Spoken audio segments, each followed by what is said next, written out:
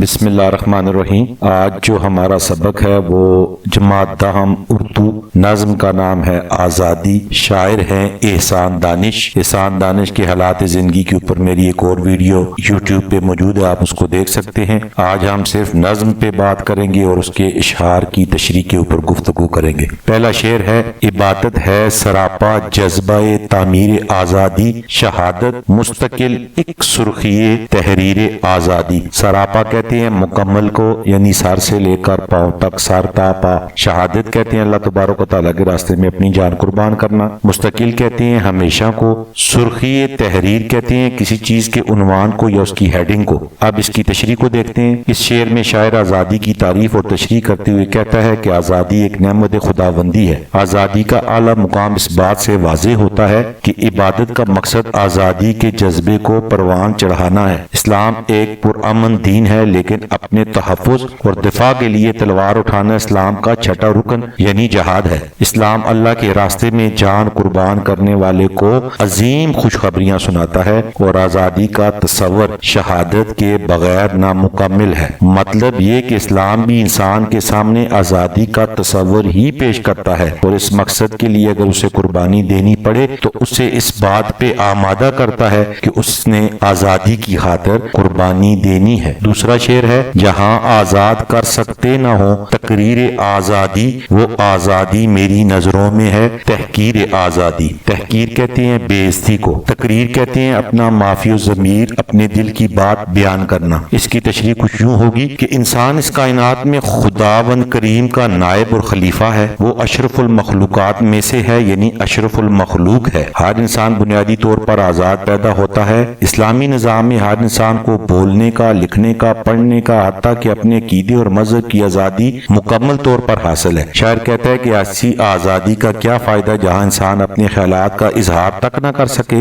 جہاں سوچوں پر پیرے ہوں، جہاں زبانوں پر تالے ہوں۔ ایسی آزادی تو در حقیقت غلامی ہی کا دوسرا نام ہے، اور ایسی آزادی کو آزادی کہنا آزادی کی توہین اور بے حرمتی ہے۔ تیسرا شعر ہے: فضائیں کر رہی ہیں ذوق ایثار و عمل پیدا، لہو میں دوڑتا ہے شعلہ تاثیر آزادی۔ ذوق ایثار کہتے ہیں دوسروں کے لیے قربانی دینا۔ ایثار کا مطلب ہوتا ہے کہ اپنی چیز بھی کسی دوسرے کو دے دینا، یعنی قربانی کے جذبے کے ساتھ اپنا حق چھوڑ دینا۔ تاثیر کہتے ہیں اثر کو۔ اس شعر کی تشریح کچھ یوں ہوگی کہ شعر میں شاعر آزادی کی اہمیت اور اس کے اثرات کے بارے میں کہتا ہے کہ آزادی ایک ایسی نعمت ہے جس کا دنیا میں کوئی بھی متبادل نہیں ہے۔ آزادی ہی انسان کو ایک باوقار اور باعزت انسان بناتی ہے۔ آزادی کی مثال ایک شعلہ، ایک آگ کے جیسی ہے جو انسان میں حرکت اور حرارت پیدا کرتی ہے، اور انسان نہ صرف اپنے لیے بلکہ دوسروں کی مدد کے لیے بھی ہر وقت تیار رہتا ہے، اور یوں انسان انسانیت کے بلند ترین مقام تک پہنچ جاتا ہے۔ چوتھا شعر ہے: جو کہنا تھا اسے سب کہہ گیا، قرآن کے پردے میں زمانہ حشر تک کرتا رہے تفسیر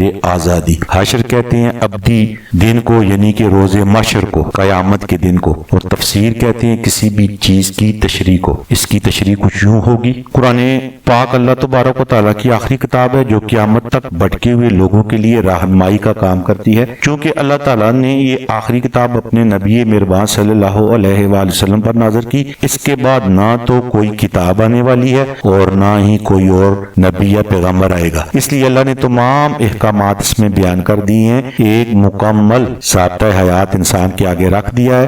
اب انسان کا کام ہے کہ وہ اس میں موجود تمام احکامات کا مطالعہ کرے، ان کے اوپر عمل کرے، اور کما حق ہو اس کا حق ادا کرے۔ پانچواں شعر ہے: لہو برسا بہے آنسو، لٹے راہ رو کٹے رشتے، ابھی تک نامکمل ہے مگر تعمیر آزادی۔ لہو خون کو کہتے ہیں، راہ رو مسافر کو کہتے ہیں۔ تشریح کچھ یوں ہوگی: شاعر کہتا ہے کہ آزادی کے لیے دی جانے والی قربانیاں کچھ کم نہیں ہیں۔ آزادی ایک ایسی نعمت ہے جو مفت میں نہیں ملتی، اس کے لیے تان من دھن قربان کرنا پڑتا ہے، اور ہم نے اپنی آزادی کے لیے بے شمار قربانیاں دی ہیں۔ ہمارے بزرگوں کی لاشوں پر اس ملک کی تعمیر ہوئی ہے۔ تقسیم ہند کے وقت بے تحاشا خون بہایا گیا ہے، عورتوں کی عزتیں لوٹی گئیں، لاکھوں لوگ بے گھر ہوئے اور ہزاروں بچے یتیم ہوئے، تب جا کے ہمیں کہیں آزادی ملی۔ لیکن بدقسمتی سے جس آزادی کا خواب ہمارے بزرگوں نے دیکھا تھا وہ شرمندہ تعبیر نہ ہو سکا۔ ہم اب بھی بیرونی ممالک کے قرضوں، سرمایہ دارانہ نظام میں جھگڑے ہوئے ہیں، اور جس چیز کو ہم آزادی کہہ رہے ہیں وہ آزادی نہیں ہے، وہ بھی غلامی ہی کی ایک قسم ہے۔ تحجب ہے غلامی کی شبستانوں کی زینت ہے،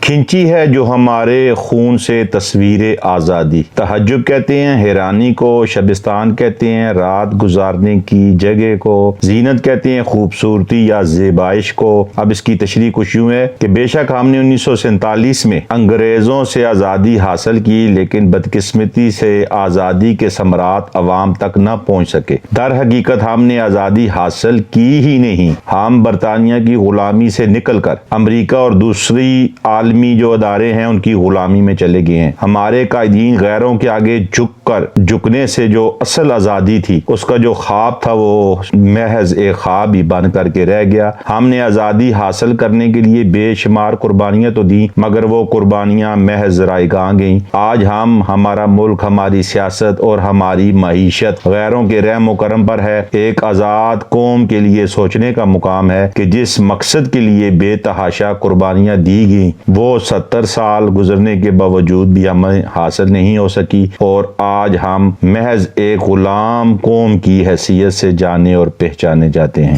7واں شعر کچھ اس طرح ہے کہ تحیر ہے کتاب اللہ زیب طاق نسیاں ہے، تحجب ہے کوئی کرتا نہیں تفسیر آزادی۔ تحیر حیرانگی کو کہتے ہیں، کتاب اللہ یعنی اللہ کی کتاب قرآن پاک، زیب زینت ہے، سجاوٹ ہے، طاق نسیاں کہتے ہیں کسی چیز کو رکھنا اور پھر رکھ کر بھول جانا۔ شاعر کہتا ہے اس شعر میں کہ قرآن وہ کتاب ہے جو درس انقلاب ہے، اسی کتاب نے خانہ بدوشوں کو، سراہ نوردی کرنے والوں کو پوری دنیا کا حکمران بنا دیا تھا، لیکن افسوس کہ ہم اس انقلابی کتاب کو طاق پر رکھ کر بھول گئے ہیں۔ یعنی کسی چیز کو کسی جگہ چھوڑنا اور پھر اس کو چھوڑ کر کے بھول جانا، تو اس کو ہم کہیں گے طاق نسیاں۔ پھر آگے شاعر یہ بھی کہتا ہے کہ طوطے کی طرح صرف رٹنے کی ضرورت اس کتاب کو نہیں ہے بلکہ اس کو سمجھنے کی ضرورت ہے۔ ہماری بدقسمتی یہ ہوئی کہ ہم نے اس کو رٹنا تو شروع کر دیا لیکن عملی زندگی میں اس کو ہم سامنے نہیں لا سکے، یعنی ہم اس کے اوپر عمل نہیں کر سکے۔ یہی وجہ ہے کہ آج پوری دنیا میں ایسا کوئی گوشہ نہیں، کوئی کونا نہیں جہاں مکمل اسلامی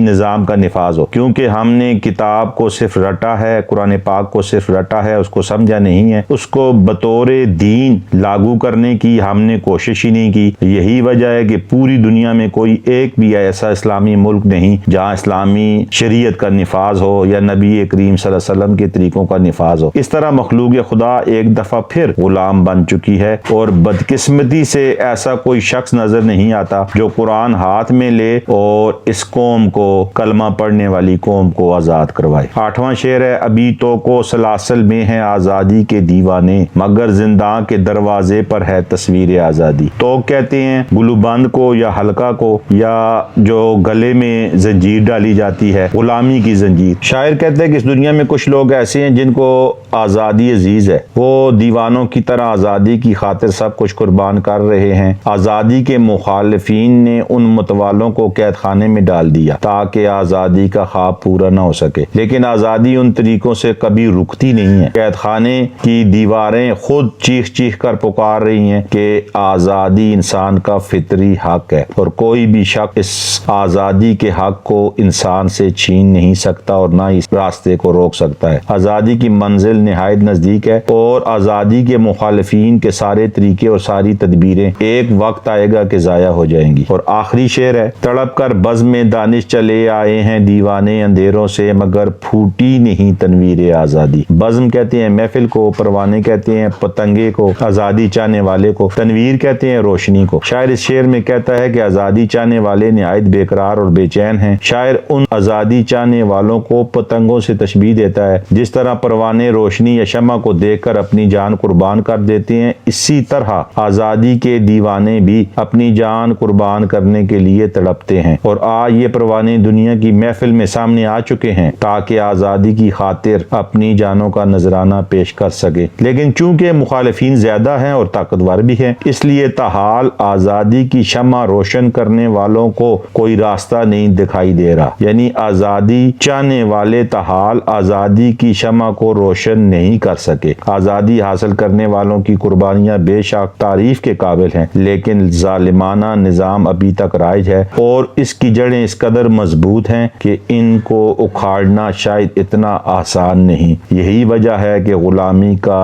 اندھیرا بدستور موجود ہے۔